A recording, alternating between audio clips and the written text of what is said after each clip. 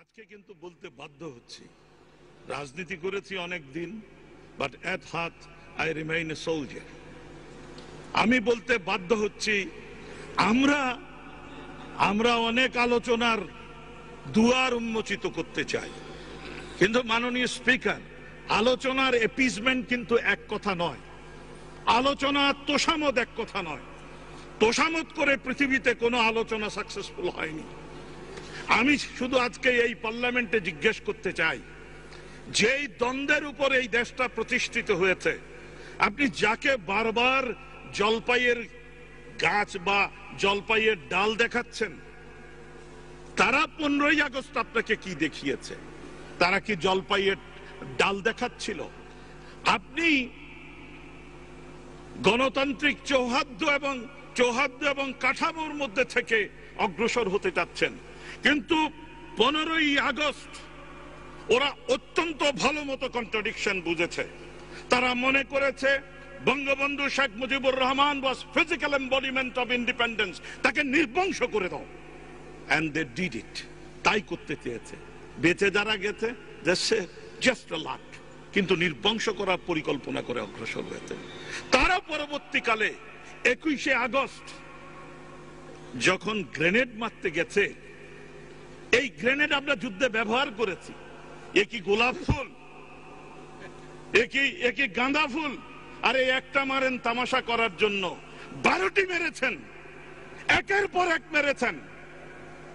আপনি তখন চেয়েছেন কি? এগেইন মাথার মধ্যে ওই কন্ট্রাডিকশন আছে, এবার সারাটা দল নির্বংশ করে দাও, পুরা দল আওয়ামী লীগ নির্বংশ করে দাও।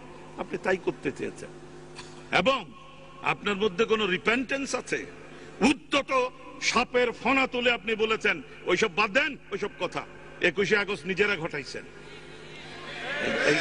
এটা কিন্তু জাতি শুনেছে।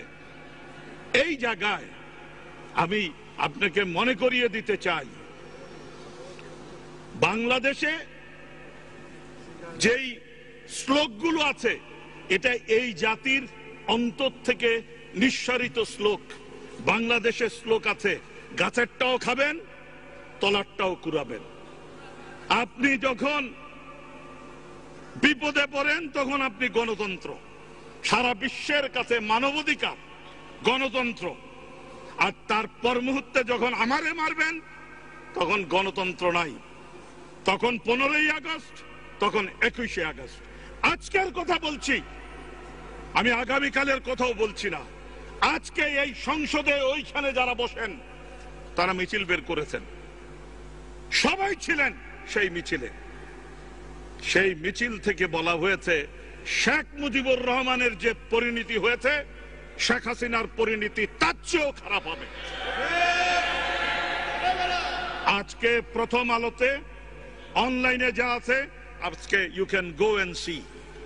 তো আপনি ওই রাস্তায় গিয়ে শেখ হাসিনার পরিণতি তার বাপের পরিণতির থেকেও খারাপ বলবেন, আবার এখানে গণতন্ত্রের মায়াবী নেকাবের নিচে আশ্রয় নেবেন। একসাথে কিন্তু দুটো হয় না। আমি ইহুদিদের একটা পুরাতন প্রবচন আছে, সেই প্রবচনটা মনে করিয়ে দিতে চাই।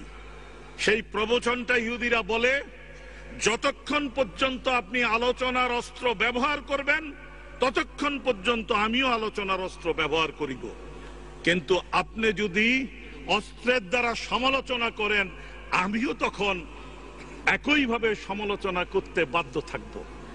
তারা এই কয়দিন আগে হরতাল যখন চলছিল, আমার এলাকার একটা বিধবা নারীর একমাত্র সন্তান, 25-26 বছরের একটা ছেলে, সে বঙ্গবন্ধুর সৈনিক, বঙ্গবন্ধুর দল সমর্থন করে, তারা যেখানে অবস্থান নিচ্ছে সেই এলাকা দিয়ে হেঁটে আসছিল, তাকে নির্মমভাবে মেরে ছেলেটাকে খালে ফেলে দিয়েছে। আমি ওই ভদ্র মহিলার সাথে যখন দেখা করতে গেছি, ওই বিধবা মায়ের সাথে, তার চিৎকার এবং আকুতিতে তার যে বুক ফাটা কান্না, সেই কান্নার পরিপ্রেক্ষিতে আমার মনে হয়েছে আমি এই এমপিশিপের নিকুচি করি। I am mentally ready to take up arms. আজকে বলছি আপনাকে, আমি জানি না এটার পরিণতি কি হবে। I am mentally prepared to take up arms. I am mentally prepared to again go to the war. আমি মোমেনার কথা বলছিলাম, মোমেনার পরে আমি একটা এসএমএস দেখলাম, আমি জানি না কে পাঠিয়েছেন। It's a beautiful SMS. Well, I am 69 years old. I am a freedom fighter like you. আমি আমার ছেলে মেয়েকে বলেছি আমি যে কোনো দিন বেরিয়ে যেতে পারি। আবার ডাক এসেছে। যে যুদ্ধ অনিবার্য, সেই যুদ্ধ থেকে যে পালিয়ে যায়, যে পশ্চাৎপসরণ করে, সে কাপুরুষ। আমি প্রত্যাশা করি মুক্তিযুদ্ধের পক্ষের আওয়ামী লীগ থেকে মুক্তিযুদ্ধের পক্ষের সমস্ত শক্তি কোনদিন কাপুরুষ হিসাবে ইতিহাসে চিহ্নিত হবে না।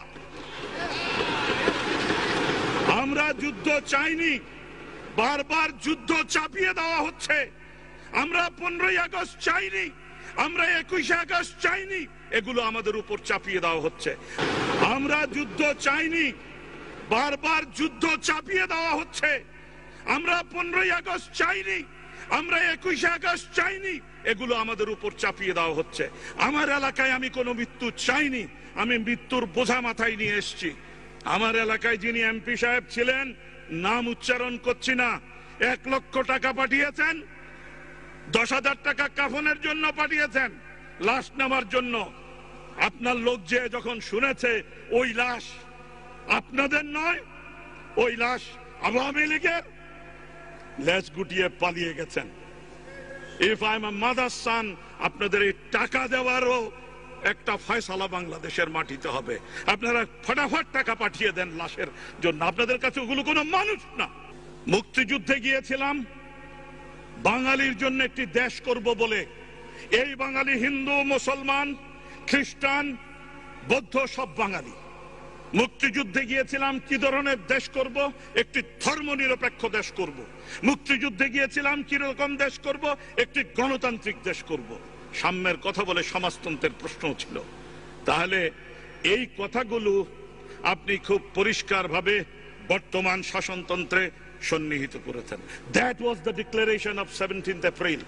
মুজিবনগর সরকারের সেটাই অভিপ্সা, সেটাই ছিল মানুষের সংগ্রামের মূল কথা। আজকে সকাল বিকাল এই বাংলাদেশে এই মূলনীতির বিরুদ্ধে দাঁড়িয়ে যাবেন এবং তারপর আপনাকে ছাড় দেওয়া হবে। আমি সরকারকে জিজ্ঞেস করতে চাই, what you are up to? Do you think যে আমেরিকার বেসিক প্রিন্সিপালের এগেইনস্টে যদি কোনো লোক দাঁড়ায়, whoever he is, whether he is a senator or not, তাকে রেহাই দেওয়া হবে? আমি জিজ্ঞেস করতে চাই, ব্রিটেনে যদি কেউ রানীর বিরুদ্ধে দাঁড়ায়, ব্রিটিশ কনভেনশনের বিরুদ্ধে কথা বলে, অস্তিত্বের বিরুদ্ধে কথা বলে, তাকে ছাড় দেওয়া হবে?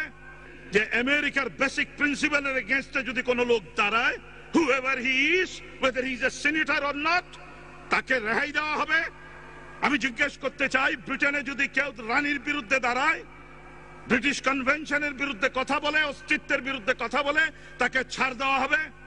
আমি জিজ্ঞেস করতে চাই এই কুলাঙ্গারদেরকে এবং কুলাঙ্গারদের নেত্রীদেরকে, আমি জিজ্ঞেস করতে চাই এই কুলাঙ্গারদেরকে এবং কুলাঙ্গারদের নেত্রীদেরকে বারবার ছাড় কেন দেওয়া হচ্ছে? আইনের ঊর্ধ্বে, সংবিধানের ঊর্ধ্বে। বিচার করলে বিচার মানেন না, বিচারক মানেন না। আইন যদি সমন করে সমন মানেন না। আমার জন্য তো আপনি প্রত্যেকদিন বিচার দেরি করেন না।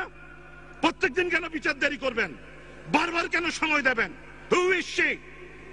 আমি জানি না আপনারা কতজন জানেন হু ইজ শি। আমি ওনাকে মনে করিয়ে দিতে চাই, সেই একই এলাকার আমি একজন মুক্তিযোদ্ধা। আমরা খুব ভালো মতো জানি আপনি কে। আমি আজকেও শালীনতার সীমা অতিক্রম করতে চাই না, কিন্তু অত্যন্ত খোঁচালে, দেয়ালে পিঠ থেকে গেলে পূর্ণ পরিচয় এই পার্লামেন্টে প্রকাশ করব। বঙ্গবন্ধু এই ধর্ম নিরপেক্ষ গণতান্ত্রিক বাংলাদেশের স্বপ্ন যখন দেখেছেন, এই মহান নেতা ধর্ম নিরপেক্ষতার একটি অদ্ভুত সুন্দর সাবলীল ব্যাখ্যা দিয়েছেন। আমি রাষ্ট্রবিজ্ঞানের ছাত্র, অত জটিল করে উনি বলেননি।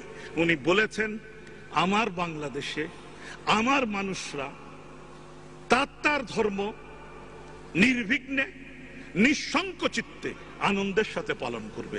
একটা ছোট প্রত্যাশা, আমার বাংলাদেশে আমার বাঙালিরা তার ধর্ম নিঃসংকোচিত্তে নির্বিঘ্নে আনন্দের সাথে পালন করবে। আপনি পুলিশ দিয়ে পাহারা দিয়ে দুর্গাপূজা হবে, ওই দুর্গাপূজা হয় না। পুলিশের পাহারায় আপনি বৌদ্ধদের কঠিন চিবর দান করবেন, হয় না। বঙ্গবন্ধু এইটুক স্বপ্ন দেখেছেন। আমি এই পার্লামেন্টের বিদগ্ধ পার্লামেন্টকে বলতে চাই, ইফ ইউ মাইনাস ধর্ম নিরপেক্ষতা, তাহলে বাংলাদেশের অস্তিত্ব কিন্তু অস্তিত্ব বলে আর কিছুই থাকবে না। The existence of Bangladesh will be questioned. আমি স্মরণ করিয়ে দিতে চাই 1972-এ কলকাতার যুগান্তরকে বঙ্গবন্ধু সাক্ষাৎকার দিয়েছিলেন। বঙ্গবন্ধু পরিষ্কারভাবে সেই যুগান্তরে বলেছেন, আমি ধর্ম নিরপেক্ষতার একটি চারা বাংলাদেশে রোপণ করেছি। এই চারা যদি কেউ ছিঁড়ে ফেলতে চায়, উপড়ে ফেলতে চায়, বাংলাদেশের অস্তিত্ব সংকটে পড়বে।